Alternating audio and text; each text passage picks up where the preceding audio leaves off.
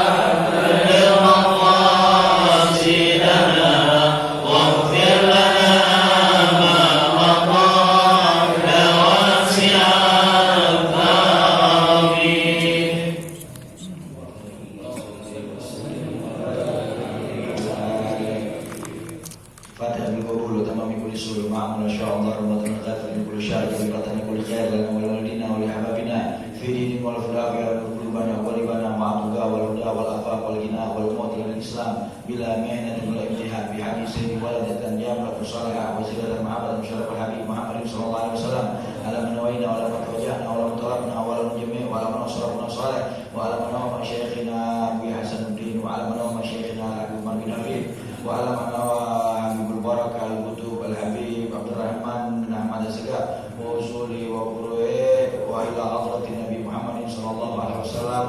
الفاتحة. أعوذ بالله من الشيطان الرجيم. بسم الله الرحمن الرحيم. الحمد لله رب العالمين الرحمن الرحيم مالك يوم الدين إياك نعبد وإياك نستعين اهدنا الصراط المستقيم صراط الذين أنعمت عليهم غير المغضوب عليهم ولا الضالين. Amin. Perhatikan kitabnya halaman 3 masih di baris 45 dari atas ya. Bismillahirrahmanirrahim. Qala masyayikhuna al-mu'allif rahimahullah ta'ala wa adaman nafa bihim wa bi barakati ulumihim wa bina wa bikum fi darini amin radhiyallahu anhu wa ankum ila anqal wa fil hadits law anna al-baha'im ta'lam min al-maut ma ta'lamuna ma akaltu min hasaminan. Baris ketiga halaman 3 baris kelima dari atas ya, ada. Bismillahirrahmanirrahim. Qala masyayikhul al-ma'alif rahimahullah ta'ala wa adaman apa bihim barakati ulumihim wa bina wa bikum bidarini amin radhiyallahu anhu ankum ila anqal wa fil hadits law anna al-baha'ima ta'lam ma min al-maut ma ta'lamuna ma akaltu min hasaminan wa rawa anna arabiyyan kana yasiru ala jamalin lahu fa kharra al-jamal mayitan fa nazzala al-arabi anhu wa ja'ala yaduru bihi wa yatafakkaru fihi wa yaqulu lahu ma lak la taqumu ma lak la tanba'u hadhihi a'dauka kamilah wa jawarihuka salimah ma sya'nuka ma alladhi kana yamiluka ma alladhi kana yabatuka ma alladhi sara'aka ma alladhi anil harakati shagalaka thumma tarakahu wa sarafa anhu mutafakkiran fi sya'nihi wa muta'ajiban min amrihi wa ansyada. Wallahu a'lam bishawab. Hadirin wal hadirat jamaah kaum muslimin wal muslimat, jamaah majlis taklim malam Khamis Masjid Jami Taufikur Rahman, Kampung Jembatan, Pengilingan, Cakung, Jakarta Timur, yang insyaallah kita semua senantiasa dirahmati dan diampuni segala dosa kita oleh Allah Subhanahu wa taala, para alim ulama, para masyayikh, para sesepuh, tokoh masyarakat, tokoh agama, para hujat, wabil khusus Hadratul Muhtaram Al-Ustaz Haji Abdul Khair Al-Ustaz Qasim mata'anallah bituli hayatihi ma'amin wa nafa'na bi ulumihi ma'amin ya rabbal alamin. Hadirin wal hadirat yang dirahmati oleh Allah Subhanahu wa taala, melanjutkan kajian rutin kita seperti biasa daripada kajian kitab Mukhtasar Tazkiratul Qurtubi. Kita sampai pelajaran kita pada halaman 3 baris kelima dari atas. Bismillahirrahmanirrahim. Wa fil hadis, dan di dalam hadis baginda Rasul Nabi Muhammad sallallahu alaihi wasallam beliau bersabda, "Law anna al-baha'ima ta'lam min al-maut ma ta'lamuna ma akaltu min hasaminan." Kata baginda Rasul Nabi Muhammad sallallahu alaihi wasallam, seandainya hewan-hewan itu mereka mengetahui apa yang kalian ketahui daripada kematian, maka tumin hasaminan, maka niscaya mereka tidak akan makan banyak sampai mereka gemuk. Cuma sayang aja mereka nggak tahu. Kalau kita kan nggak ada, manusia tahu apa itu kematian, tapi makan mah habok terus. Bayangin coba. Kata baginda Rasul Nabi Muhammad SAW, seandainya tuh hewan-hewan tahu apa itu kematian, sebagaimana kita tahu kematian itu adalah terpisahnya ruh dari jasad, dan setelah itu akan diminta pertanggungjawab kepada Allah Subhanahu wa taala, maka untuk minasaminan, maka tidak bakalan makan banyak sampai gemuk. Kalau kita tahu kematian itu apa, kita tahu nanti proses kubur seperti apa, kita dengar dari ulama nanti setelah dikubur ada pertanyaan malaikat munkar dan nakir, ada siksa kubur. Setelah itu ada pertanggungjawaban di hadapan Allah Subhanahu wa taala yang begitu dahsyat. Tapi kita tetap rajin, makannya banyak, nambah mulu lagi. Bukan timbang sekali dua kali, keseringan nambahnya. Akhir apa? Akhirnya pada gede ada badannya. Ibadah susah. Hati-hati. Kata Imam Ibn Ruslan di dalam kitab Zubat, beliau katakan, waman nawa bi'aklihil kuat bita'atillahi lahu ma'afat nawa. Siapa orang yang niat makannya untuk kuat melaksanakan takwa ibadah kepada Allah Subhanahu wa taala, maka niscaya makannya juga mendapatkan pahala ibadah. Ada orang yang makan gak ada pahala ibadahnya. Bahkan makannya dia bisa jadi sesuatu yang dimurka Allah. Ini bicara makan nih. Bicara makan. Kita semua doyan namanya makan. Makan dan minum di dalam Islam asal hukumnya adalah mubah. Makan dan minum asal hukumnya dalam Islam adalah mubah, yaitu sesuatu yang boleh. Tetapi makan itu bisa menjadi sunnah kalau seandainya diniatin untuk kuat ibadah dan takwa kepada Allah Subhanahu wa taala. Makanya ada yang namanya makan sahur. Kalau kita di bulan puasa ada yang namanya makan sahur. Nabi anjurin tuh tasaharu fa inna fi sahuri barakah. Makan sahurlah kalian karena di dalam makan sahur itu ada keberkahannya. Tujuannya apa kita makan sahur? Tujuannya kita agar kuat untuk melaksanakan puasa. Makanya kata Rasulullah, mazala ummati bi khairin ma'ajalul fitrah wa akhir sahur. Sesungguhnya umatku senantiasa berada dalam kebaikan selama mereka tidak mengakhirkan buka puasa dan mengakhirkan sahur. Jadi kalau orang buka puasa jangan suka ditantarin, mesti disegerain. Ini kagak, kita kan kalau buka puasa kadang ditantarin. Kamu udah bentar lagi nyampe. Emang macet banget dari badan. Ya ngantri jembatan sini nih, jembatan kuning. Ya masih ngantri tuh. Padahal udah azan, udah kumandang ke azan, udah setengah udah lewat. Tapi ntar udah bentar lagi nyampe, masih ngantri. Padahal harusnya batalin dulu. Mikir di samping ada warung Madura. Ya, beli mineral, air mineral. Ya, minum udah batalin Allah malah kasumtu. Jadi kata Nabi, masalah umat bil khairin ma'ajalul futur wa akhir sahur. Umatku selalu senantiasa berada dalam kebaikan selama mereka itu enggak menunda-nunda buka puasa, tapi disegerakan. Jadi waktunya azan berkumandang buru-buru batalin. Tapi kalau sahur kata Nabi akhirin. Ini kita kagak sahur kan habis pulang terawih kalau kita. Iya, pulang terawih sahurnya. Ntar tidur, akhirnya apa? Pas kita puasa tengah hari udah pulang. Betul kan? Padahal Nabi suruh kalau sahur akhirin sahurnya. Ya. Tujuannya apa? Biar memperkuat perut kita di saat kita puasa. Makanya kalau dia ngerjain apa yang Nabi bilang, insya Allah puasanya benar.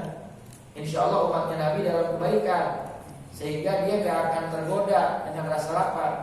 Cuman kebanyakan kita yang gak ngikutin sunnahnya baginda Rasul Nabi Muhammad SAW, suka seenak-enaknya sendiri. Akhirnya puasa kita pada tidak kuat. Ya, makanya di sini dikatakan makan itu bisa menjadi sunnah kalau niatnya untuk ibadah. Niat makanya kalau mau makan, ya Allah, saya niat nih makan. Mudah-mudahan kuat buat bangun malam dan tahajud. Begitu. Sarapan pagi sebelum berangkat kerja niatin, ya Allah, saya niat nih makan. Mudah-mudahan kuat buat cari nafkah, buat kerja nih. Karena kan cari nafkah ibadah. Tolakul halal faridotun ba'dal faridoh. Kata Nabi Muhammad, mencari rezeki yang halal itu suatu kewajiban setelah kewajiban sholat 5 waktu. Jadi di saat kita mencari rezeki yang halal, maka di saat itu kita sedang menjalankan ibadah. Maka makan sebelum kita kerja, diniatin ibadah, dapat makan pahala ibadah. Makanya Jangan makan sekedar kenyangin perut doang, nggak ada pahalanya. Cuma timbang mbah doang. Apa aja dimakan, tapi nggak niatin buat ibadah, maka jadi cuma perkara mubah. Rugi gak? Rugi. Makanya niatin makannya karena pengen taat takwa kepada Allah Subhanahu wa Ta'ala. Sama kayak orang tidur qailulah. Orang tidur qailulah sebelum masuk waktu zuhur antara jam 10 sampai setengah 12. Itu tujuannya apa? Tujuannya tidur antara jam 10 pagi sampai setengah 12 siang sampai menjelang zuhur. Itu tujuannya buat kuat bangun malam tahajud. Makanya para santri itu jam-jam segitu tuh pada tidur qailulah. Setelah kegiatan taklim, sarapan pagi, kegiatan belajar mengajar selesai, itu biasanya menjelang zuhur tuh jam 10-an sampai setengah 12 tidur qailulah. Tujuannya apa? Biar kuat nanti bangun malam tahajud. Kalau kita melek, akhirnya di dalam waktu tahajud kita bablas. Sayang. Makanya niatin makannya buat ibadah.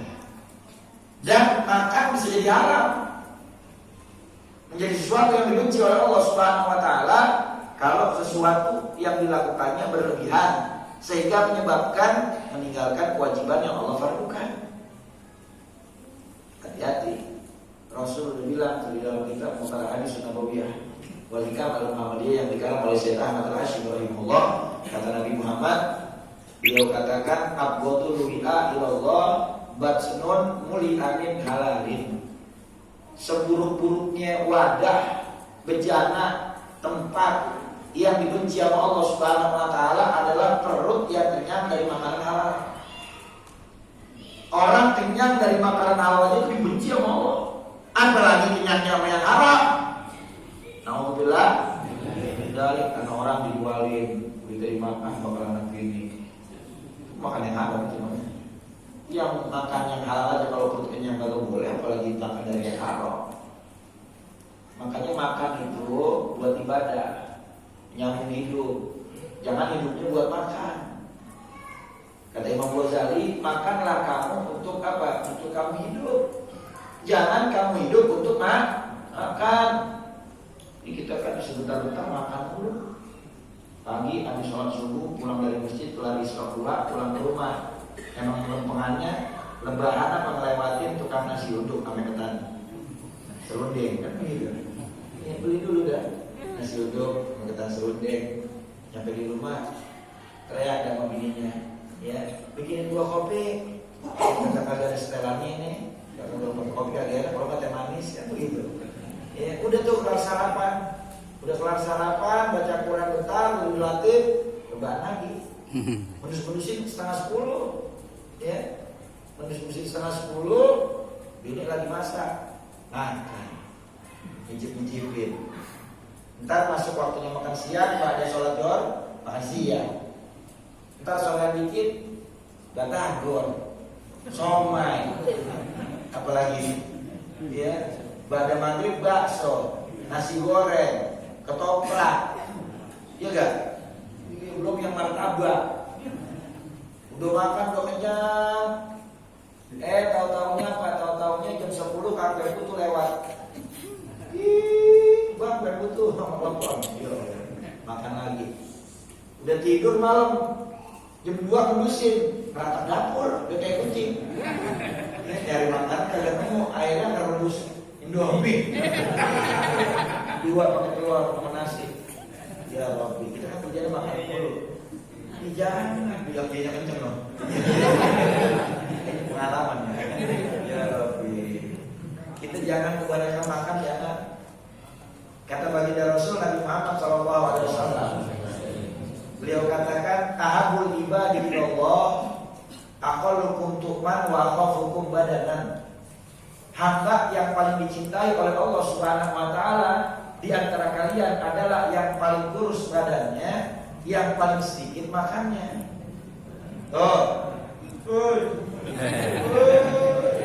Coba kita lihat diri kita masing-masing. Ada yang 65, ada yang 75, ada yang 85, ada yang 95. Ya, jangan terlalu banyak makan kata Nabi. kata Allah Subhanahu wa taala, yang sedikit makannya kurus badannya.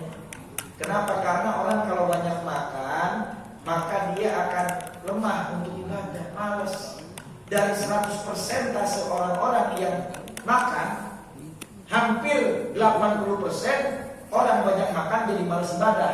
20%-nya orang banyak makan semangat ibadah. Tapi minim banget, persentasenya kecil. Kebanyakan orang kalau habis makan, apalagi kenyang, ya udah, ya ngantuk. Buka puasa aja kan kalau makannya banyak, lebaran sholat maghrib entar-entaran. Ayo maghrib dulu jam ayo. Ayo jalan, yang dia itu padahal tinggal makan beras 2 sama teh segelas, mentung udah begal banget. Belum lagi yang nyenggak makan lagi, makin kenyang lagi, belum makin berat ibadah, makin malas. Makanya kata baginda Rasul Nabi Muhammad SAW, Nabi katakan inna syaitan yajri fi bani Adam majrad dam. Setan itu masuk ke tubuh manusia lewat jalur mengalirnya darah. Urat-urat mengalir darah itu tuh jadi tempat masuknya setan ke tubuh manusia. Makanya kata Nabi, fadhayyiqu habisun, maka sempitin ke jalur dengan cara puasa. Nabi yang bilang, makanya Nabi banyak puasa. Nabi ngajarin kita, kalau kita nggak mesti Nabi, mau jadi siapa lagi? Orang banyak makan udah pasti malas ibadah.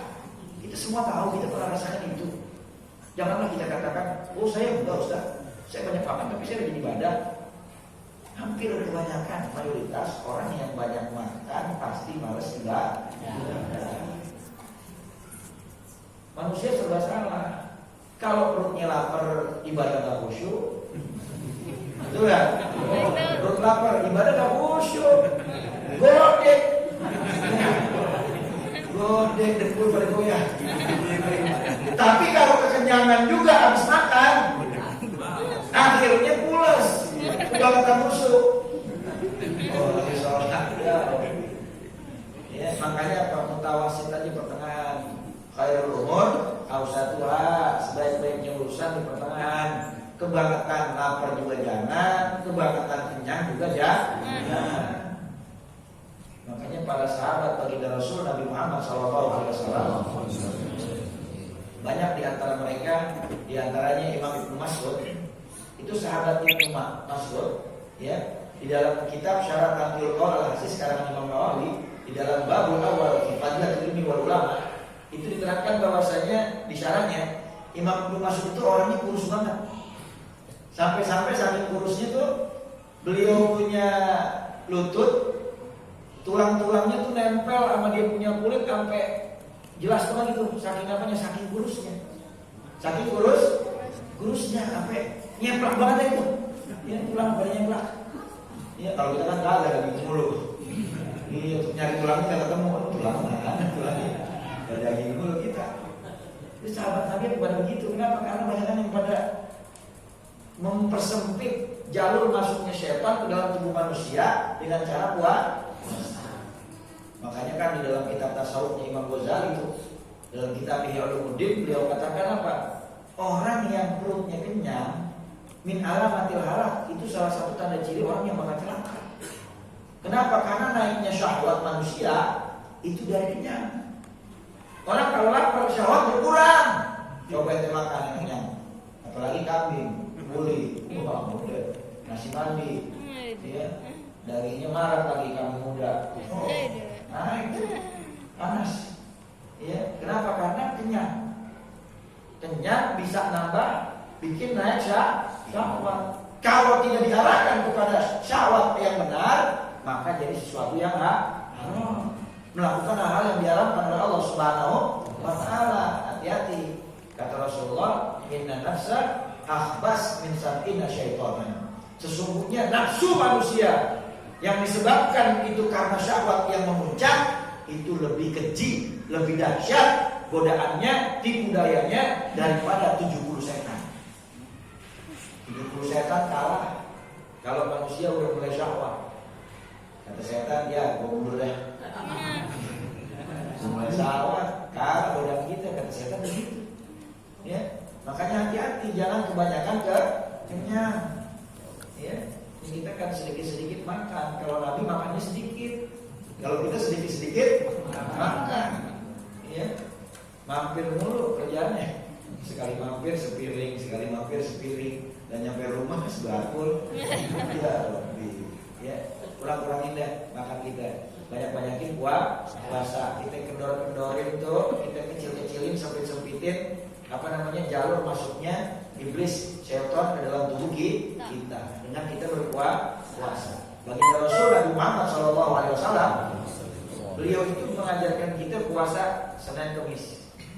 Ada sahabat yang tanya, ya Rasulullah, aina afdal, saumuka am saumu Nabiullah Daud? Nabi pernah ditanya, ya Rasulullah, mana lebih afdal, antara puasa Senin Kamis atau puasa Nabiullah Daud? Sehari puasa, sehari kagak, sehari puasa, sehari kagak, terus menerus begitu. Kata Rasulullah, sauma akhi Daud afdal min saumi. Puasanya saudaraku Nabi Allah Daud itu lebih afdal daripada puasa kita Rasulullah. Jawabannya Nabi itu ihtiraman, memuliakan Nabi Allah Daud, wa tawadu'an, dan juga tawadhu atas apa yang beliau kerjakan. Jadi kita kerjain dua-duanya. Senin kita puasa, diniatin tuh puasa Nabi Allah Daud sama puasa sunnah Nabi hari Senin. Selasanya kita kosongin karena kita lagi kerjain puasa Nabi Allah Daud. Reboknya kita puasa lagi, niatin puasa Nabi Allah Daud. Kemisnya harusnya kan kalau ngikutin puasa Nabi Allah Daud kan kosongin, tapi kemis kita puasain. Kenapa? Niatin puasa sunnah kemisnya bagi Rasul Nabi Muhammad. Nanti di Jumatnya puasa lagi tuh, niatin puasanya Nabi Allah Daud. Nanti di hari Sabtu kosongin, di hari Ahad niatin puasa lagi Nabi Allah Daud. Di hari Seninnya kan harusnya kosong, niatin puasa Seninnya bagi Rasul Nabi Muhammad SAW. Jadi terus begitu. Jadi puasa Nabi Daudnya dapat, puasa Rasulnya tuh guru-guru kita ngajarin begitu. Orang yang istiqomah ngamalin puasa sunnah Nabi Allah Daud, puasa baginda Rasul Nabi Muhammad SAW, maka urusan dunia akhiratnya dimudahin oleh Allah Subhanahu wa taala. Maka jangan banyak kenyang, bahaya kalau banyak kenyang. Banyak-banyakin puasa. Lihat para salafun saleh, mereka bisa sampai kepada maqam derajat kewalian karena mereka banyak tilakat, banyak puasa. Kagak banyak kenyang. Ini kita kan kagak, kita banyak kenyang. Maka hati-hati, kurang-kurangi makan, ya, postur tubuh juga badan jangan kegemukan, karena kalau kegemukan bisa jadi sumber macam-macam penyakit. Makan berlebihan nggak boleh, segala sesuatu nggak boleh berlebihan, tapi baik-baik. Jangan kita diajarin buat buruk sangka sama Allah. Ini kan manusia kebanyakan buruk sangka sama Allah. Belum dia makan udah buruk sangka duluan. Ayo silakan dimakan. Wah, daging kambing, saya nggak makan ah. Dari ini ditawarin gorengan, aduh saya nggak makan gorengan, nggak kolesterol. Sahabat mau makan apa aja begitu. Hati-hati tuh. Di dalam diskusi Allah Subhanahu wa taala katakan, ana inna husnudzan abdi in dhanna khairan fa khairan, in dhanna syarran fa syarran. Sesungguhnya aku bersama prasangka hambaku, kata Allah. Kalau dia prasangka yang baik, aku kasih kepadanya yang baik. Kalau dia prasangka yang buruk, aku kasih kepadanya yang buruk. Makanya kita mesti baik sangka. Makan aja. Selama itu halal secara syariat, cara mendapatkannya juga dengan rezeki yang halal, maka yang penting jangan berlebihan. Nanti mau datang ke dokter juga dokter pasti kasih tahu ini begitu. Makan aja, jangan berlebihan, yang penting. Apalagi kalau datang ke dokter tahu pasiennya nih udah generasi wal asli, yang di bawah mata, gak bakal dipaham sama dia. Udah makan aja pak, yang enak-enak, ya. Akhirnya dibisikin, udah dok, bapak saya boleh makan gitu, nggak apa-apa, biar senengin orang mau pulang. Ada yang begitu juga, karena kan setiap masing-masing permasalahan beda-beda cara penanganan. Iya, makanya jangan berlebihan, yang penting makan selama halal dan thayyiban. Kulu mimma razaqnakum halalan thayyiban. Makan oleh kalian apa yang direzekikan oleh Allah Subhanahu wa taala kepada kalian, diberikan kepada kalian yang halal, yang baik buat kesehatan. Selama apa? Tidak berlebihan. Makan kalau berlebihan jadi penyakit. minum berlebihan jadi penyakit, perut kita kembung. Pernah nggak perut minum kebanyakan tapi makannya kagak? Akhirnya kan perut kita bocor kayak galon setengah. Betul kan? Iya. Akhirnya kalau begitu makanan nggak masuk, minum doang, naik motor malam-malam nggak pakai jaket, masuk angin. Akhirnya brokin bertahan mulu. Iya, makanya mesti apa? Makan nggak boleh berlebihan, jadi penyakit. Minum nggak boleh berlebihan, ada porsinya. Dan juga tidur nggak boleh berlebihan. Nggak boleh tidur berlebihan, kebanyakan tidur. Ada orang tidur dari pagi sampai kali ini waktu ngomong di Fitri. Ya sampai besok maksudnya. Itu orang kalau kebanyakan tidur jadi blow on. Ya, apalagi tidur di waktu-waktu yang dianjurin sama ulama jangan tidur di waktu tersebut. Seperti ba'da subuh. Kata Nabi as-subhatu tamla'ul rizqa. Tidur di waktu subuh itu mencegah rezeki. Makanya orang tua kita dulu suka ada peribahasa. Tolong bangun loh, jam segini masih tidur. Rezeki lu dipatok ayam. Itu pakai bahasanya dia. Padahal maknanya apa? Ngikutin nasihatnya ulama, tidur di waktu subuh itu bisa mencegah rezeki. Maka jangan tidur di waktu subuh. Makanya ulama-ulama itu biasanya kalau habis sholat subuh mereka nggak keluar dari masjid, duduk di masjid, iktikaf, baca zikir, baca wirid, atau baca Quran, atau baca sholawat, atau dia duduk majlis ilmu yang pada subuh sampai kapan? Hatta asyraqatis syams, sampai terbitnya matahari. Waktu isra. Waktu isra. Sekarang subuhnya lebih pagi. Isra-nya juga cepat. Jam 5 lewatan udah mulai isra, 5:20 udah isra. Tapi kalau subuhnya jam 5-an, isra jam 6-an. Ya, ada tuh jadwal isra-nya. Ketika matahari keluar, orang tua kita biasanya dia kerjakan sholat isra 2 rakaat. Usolli sunatul isra rakaataini lillahi ta'ala. Setelah itu kerja kedua, baru pada pulang ke rumah masing-masing. Betul lah? Iya, makanya kalau di daerah-daerah kampung ya, biasanya begitu. Masjid nggak dikunci, nggak ditutup, kecuali kelar sholat isra kami pulang. Baru pada pulang dah. Baru itu berbuatnya pada pulang. Kalau memang mau dikunci harus dikunci karena untuk keamanan nggak apa-apa. Tapi apa? Tapi nggak habis subuh. Ini kalau di daerah-daerah kota kan kadang-kadang habis sholat subuh, kelar salam doa udah kunci. Iya, orang yang bangun kesiangan tapi masih dapat waktu subuh, waktu masjid, ya kunci. Harusnya masjid memang agak dikunci, tapi diperketat keamanannya. Kenapa? Biar orang-orang bisa sholat dan juga ibadah di masjid. Ya, kecuali pada waktu-waktu tertentu yang memang membutuhkan untuk ditutup atau dikunci demi keamanan. Ya, makanya apa? Makanya jangan tidur di waktu subuh. Ini kita kagak habis sholat subuh tidur. Bangun-bangun setengah 12. Bangun-bangun minum nasi. Jangan, usahakan ya di waktu-waktu yang dilarang tidur jangan tidur. Apalagi kata Imam Ghazali itu di dalam kitab Bidatul Hidayah, ba'da asar. Tidur ba'da asar itu kalau bisa bikin apa? Yulisul junun, bisa bikin jadi gila. Nanti kalau tidur ba'da asar tuh, apalagi udah mepet-mepet mau maghrib, udah. Akhirnya dia punya otak itu, dia punya akal sedikit demi sedikit koslet. Makanya jangan tidur pada asar, ya. Dan jangan mudah tidur di waktu malam. Kalau kita kebalikannya, waktunya tidur cepat di waktu malam, biar bisa bangun tahajud di sepertiga malam, tidurnya diakhirin.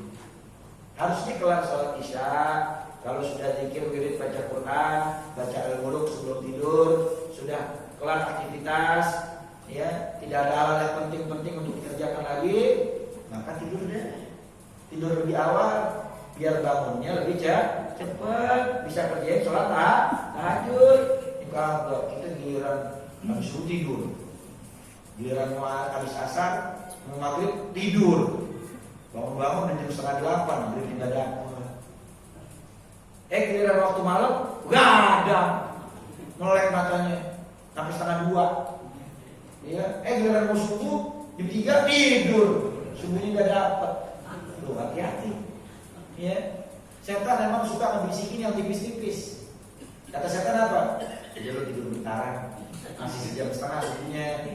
Bentaran, setengah 1 jam setengah tidur dulu bentaran. Ntar subuh bangun, lumayan, manfaatin waktu dia bahasanya gitu setan. Emang orang-orang seperti itu setan. Iya. Akhirnya kita tidur bener juga ya. Udah. Akhirnya subuhnya bablas bangun setengah 9. La haula wala quwata illa billah. Makanya jangan sampai apa? Jangan sampai makan berlebihan jangan. Minum berlebihan jangan berusaha Allah jangan. Yang kita mau makan apa itu makan selama halal baik makan. Jangan berusaha sama Allah. Karena kalau kita berusaha sama Allah, nanti Allah kasih yang kita sangkain. Kalau kita baik sangka, insya Allah kita dikasih yang baik sama Allah Subhanahu wa Ta'ala. Makanya kata Rasul SAW, seandainya itu hewan-hewan tahu bagaimana itu kematian, sebagaimana manusia tahu kematian, maka mereka tidak akan makan banyak sampai kenyang. Hadirin yang dirahmati oleh Allah Subhanahu wa Ta'ala, di dalam kitab Muqasyaf al-Qulub karangan Imam Ghazali ada Al-Imam Umar bin Abdul Aziz radhiyallahu anhu wa beliau khalifah Rasulullah sallallahu alaihi wasallam. Itu Sayyidina Umar bin Abdul Aziz setiap malam beliau kumpulkan para ulama-ulama dan orang soleh di rumahnya dan mereka undang muslimin wal muslimat untuk duduk di majlis tersebut. Dan setelah itu ulama-ulama dan orang-orang soleh diminta untuk menyampaikan nasihat tentang kematian. Dan setelah selesai para ulama menceritakan nasihat tentang kematian, fahum yamkuna ka'anna ala yadayhim janazah. Setelah selesai mendengarkan nasihat kematian, mereka nangis menjerit-jerit karena saking takutnya dengan kematian dan persiapan kematian, seolah-olah di tengah-tengah mereka itu ada jenazah orang yang mati dari keluarga mereka. Oh. Kalau kita kan bicara bab kematian, kita ketawa-tawa dengan ini. Ya iya mati ya. Ini kayak udah aja. Sayyidina Umar bin Abdul Aziz itu kumpulin orang-orang soleh, kumpulin ulama-ulama buat bicara tentang kematian di hadapan umat, dan beliau sendiri setelah selesai nasihatnya ulama itu pada nangis semua. Seolah-olah di tengah-tengahnya ada jenazah keluarga yang mati. Kita kalau ditinggal keluarga yang kita cinta kan sedih banget ya. Nangis itu sifat naluri manusia yang wajar, manusiawi. Ya, cuma jangan berlebihan. Nah, itu apa? Kalau bicara kematian. Makanya kita mesti paham apa itu kematian. Jadi biar kita kagak banyak makan. Ini berarti kalau seandainya Nabi bilang begini, kalau dalam ilmu hadis itu ada yang namanya mantukul hadis, ada mafhumul hadis. Di dalam ilmu hadis ada yang namanya mantukul hadis, ada mafhumul hadis. Kalau mantuknya hadis ini, seandainya hewan-hewan mereka tahu kematian itu sebagaimana manusia tahu kematian, maka mereka tidak akan makan banyak sampai gemuk. Itu mantuknya hadis. Berarti mafhumnya, kalau seandainya manusia tahu tentang kematian, mereka tidak akan sanggup buat makan banyak sampai gemuk. Berarti kan mafhumnya apa? Yang badannya gemuk, makannya banyak, bisa jadi itu dia nggak ingin kematian. Ini sih mafhumnya gitu. Ya tinggal kita koreksi diri kita, muhasabah diri.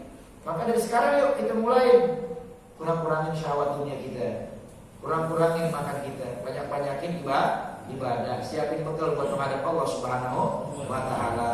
Wa anna rabbiyan kana yasiru ala jamalin lahu wallahu a'lam bissawab. Insyaallah manfaat di dunia wal akhirah. Nanti enggak usah banyak-banyak, satu hadis terangin yang lebar. Ini baca panjang-panjang tapi kagak diterangin, orang jadi enggak paham. Ya, maka mudah-mudahan kita bisa mengamalkan apa yang diajarkan oleh Rasul Nabi Muhammad SAW. Dalam satu hadis ini kita bisa merubah cara hidup kita yang tadinya banyak makan, banyak tidur, banyak jalan-jalan, banyak berjuang, percuma dan sia-sia. Mulai sekarang kita lakuin. Orang hidup mesti punya tujuan. Jangan ngikutin aja kayak air mengalir. Ini salah. Bagaimana ente hidupnya? Udah ikutin aja kayak air mengalir. Udah kagak punya tujuan. Jadi gak tahu apa urgensinya hidup. Wa ma khalaqtul jinna wal insa tidaklah diciptakan jin dan manusia kecuali untuk beribadah kepada Allah. Apa khalaqnakum abadan wa annakum ilaina la turja'un? Emangnya kalian sama ciptakan begitu doang? Emangnya enggak dipulangin lagi ke Allah? Enggak ditanya, enggak diminta pertanggungjawaban. Diminta pertanggungjawaban. Makanya hidup mesti punya tujuan. Siapkan bekal buat pulang menghadap Allah Subhanahu wa taala. Wallahu a'lam bishawab. Ada pertanyaan silakan Pak.